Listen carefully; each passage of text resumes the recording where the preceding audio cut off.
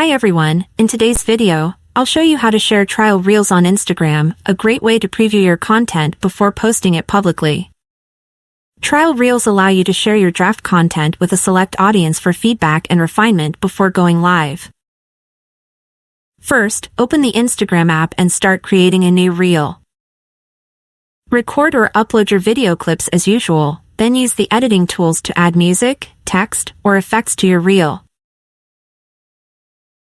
When you're ready, tap Next in the bottom right corner.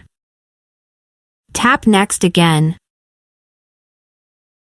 On the sharing page, look for the option that says Trial. Trial reels let you share your content privately with a select group of people for feedback before making it public. Enable it. Trial reels don't appear on your profile and they are to non-followers to get early feedback. Within 24 hours you will see key insights so you can understand how your trial reel is performing. Now select the audience for your trial reel by tapping Audience here, then pick individuals or groups from your followers list. Hit Share to send your trial reel to the chosen audience. If your reel performs well, you can share it to everyone. Your selected viewers will receive a notification and can provide feedback through comments or direct messages.